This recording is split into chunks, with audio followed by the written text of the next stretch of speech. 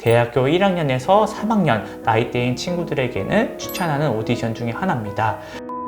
같은 경우는 1차 심사의 허들이 그렇게 높지는 않습니다. 그래서 오디션을 경험해보고 싶은 무용수라면 추천을 드리는 오디션 중에 하나입니다. 그러다가 합격이 되면 더더욱 좋고요. 장점들 중에 하나는 효율성이라는 점이 있습니다. 올해 같은 경우는 영국 국립, 영국 버닝엄 로얄, 독일 드레스덴 챔버 오퍼, 독일 바이에른 주립 발레단, 네덜란드 국립, 로열 스위디시 발레단 등 10개 단체 이상이 참여했습니다.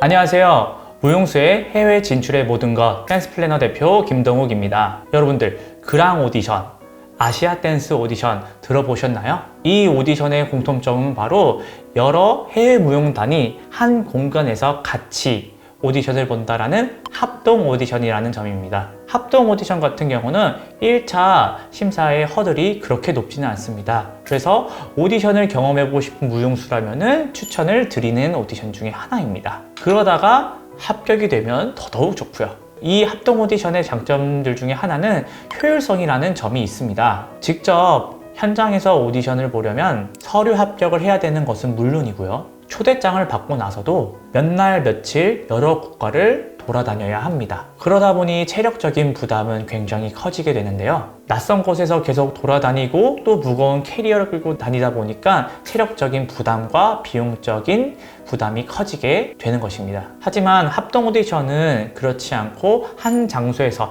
여러 개의 컴퍼니를 한꺼번에 시험을 볼 수 있다는 큰 장점이 있습니다. 체력적, 시간적, 비용적으로는 굉장히 무용수에게 이점이 많은 오디션 중에 하나입니다. 무용단 단장님들도 더 좋은 무용수들을 많이 보기 위해서 무용단에서 자체적으로 여는 오디션도 있지만 이런 합동 오디션을 통해서 더 많은 댄서들을 보시는 단장님들도 많이 계십니다. 그러면 지금부터 대표적인 합동 오디션에 대해서 소개를 드리도록 하겠습니다. 첫째, 그랑 오디션입니다. 그랑 오디션은 2016년 벨기에에서부터 시작이 되었고요. 최근에는 메인 도시로는 스페인 바르셀로나에서 개최를 주로 진행을 했고, 최근에는 헝가리 혹은 네덜란드까지 여러 국가에서도 개최되는 수가 많아지고 참가하는 국가 수도 미국이라든지 홍콩, 남아공 등 다양한 국가들이 참여하고 있습니다. 올해 같은 경우는 영국 국립, 영국 버닝엄 로얄, 독일 드레스덴 챔버 오퍼, 독일 바이에른 주립 발레단, 네덜란드 국립, 로열 스위디시 발레단 등 10개 단체 이상이 참여했습니다. 이 오디션은 스페인 바르셀로나와 네덜란드 암스테르담에서 두 곳에 나눠서 개최가 되고, 스페인 바르셀로나 같은 경우는 영국 국립발레단을 비롯한 한 6개의 단체, 암스테르담 같은 경우는 네덜란드 국립을 비롯한 한 7개의 단체가 참여하게 됩니다. 그랑 오디션 같은 경우는 키 제한과 나이 제한도 있습니다. 나이 제한은 만 17세부터 26세, 신장 같은 경우는 여자는 160, 남자는 175 이상이 되어야 합니다. 오디션 지원 자료도 함께 같이 살펴보도록 하겠습니다. 오디션 비디오, 그 다음에 반명함 사진, 무용, 포즈 사진이 필요하네요. 오디션 비디오 같은 경우는 발레, 바랑 센터만 내도 되는데요. 여성 무용수들은 이 포인트 슈즈를 신어야 합니다. 포함 내역으로는 아다지오, 피루엣, 앙트르샤, 시스, 뿌띠 알레그로, 그랑 알레그로가 순서 안에 구성되어야 하고, 남자 무용수라면은 여기에 뚜랑네르, 대표적인 거죠. 뚜랑네를 추가로 촬영해야 합니다. 사진 같은 경우도 마찬가지입니다. 다른 오디션에서도 비슷하게 사용이 되는 거고요. 셀카는 안 되고 무용 포즈 사진으로 동작들이 정해져 있습니다. 여성 무용수는 아라베스크 사진을 제출해야 되고요. 남성 무용수는 드밋 보인 사진을 제출해야 합니다. 참고로 웬만한 합동 오디션들은 비용이 발생하는데요. 접수료는 45유로가 발생하고, 합격을 받는다 라면은 참가비로는 290유로를 지출하셔야 합니다. 그리고 오디션 참가비 같은 경우는 서류 합격 통지 3일 이내에 입금을 하셔야 참가 확정이 되는 것입니다. 유럽 내에서는 그래도 가장 큰 합동 오디션이기 때문에 대학교 1학년에서 3학년 나이대인 친구들에게는 추천하는 오디션 중에 하나입니다.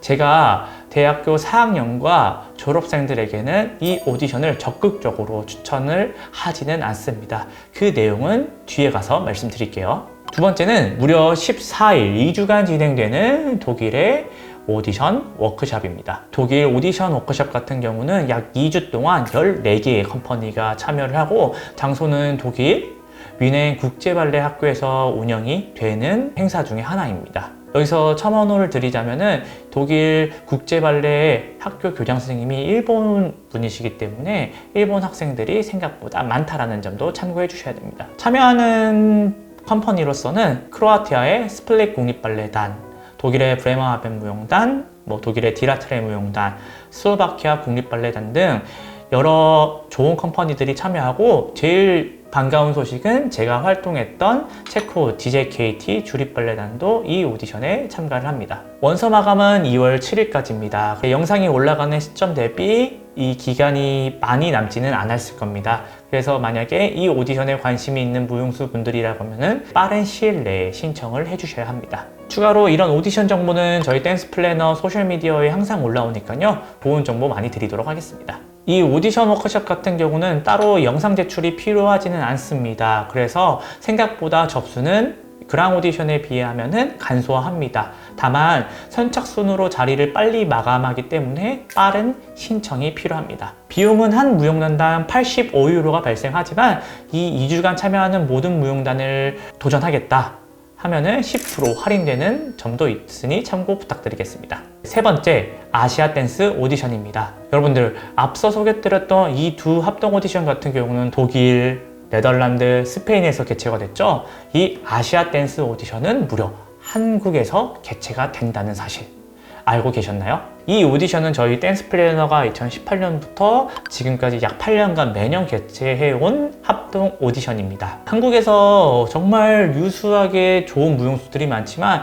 이들이 해외로 나가는 이 접근성이 굉장히 떨어져서 한국에서 이 오디션을 개최해보자 라고 시작했던 게 벌써 8년이란 시간이 흘렀습니다. 아시아 댄스 오디션은 2018년도 때 발레 컴퍼니들로 시작이 되었습니다. 그러다가 20년도 때 코리아 국제 현대무용 콩쿨과의 협업을 통해서 컨템포러리 무용단으로 전환이 되었습니다. 이 오디션은 다른 타 오디션들과 달리 9월과 10월에 개최가 되기 때문에 대부분 위의 오디션들은 연초 1월, 2월, 3월에 개최가 되지만 이 아시아 댄스 오디션은 9월 혹은 10월에 개최가 되고 있습니다. 이 오디션 같은 경우는 6월에서 7월 사이에 접수가 이루어지고 있습니다. 올해도 같은 사이클로 진행이 될 예정이라서 소식을 기다려 주시길 바라겠습니다. 만 18세 이상 남녀라면 누구든 참가할 수 있고요. 전공도 가리지 않습니다.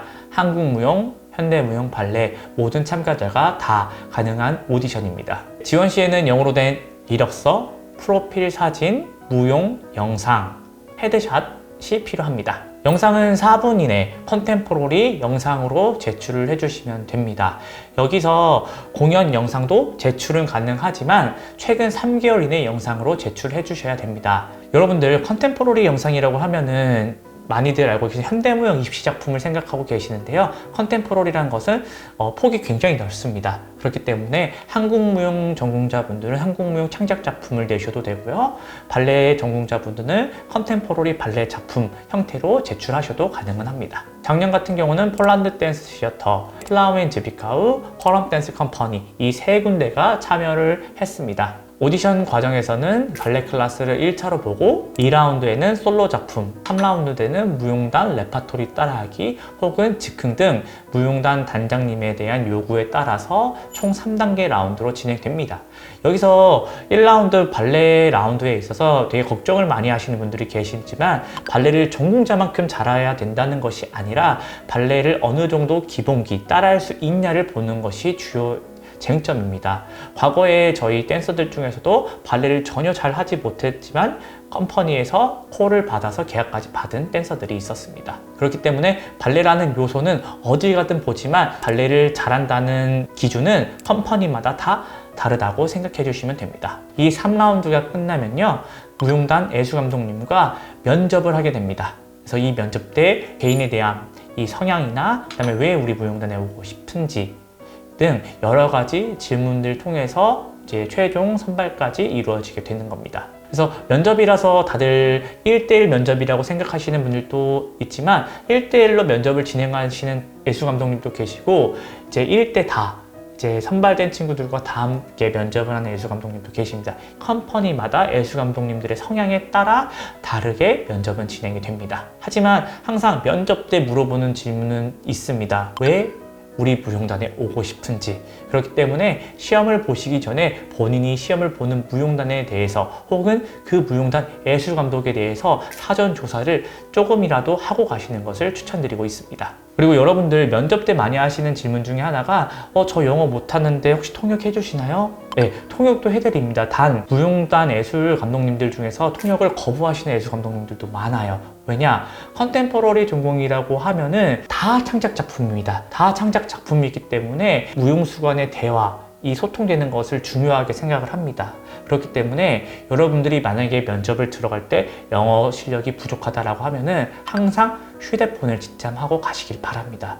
그래서 예술 감독님과 소통할 때 휴대폰으로 통역하고 찾아보는 것이 잘못된 것이 절대 아닙니다. 그렇기 때문에 본인이 오히려 영어 실력이 부족하다라고 하면은 휴대폰 통역기를 통해서 예술 감독님과 충분하게 면접을 진행하는 것도 방법입니다.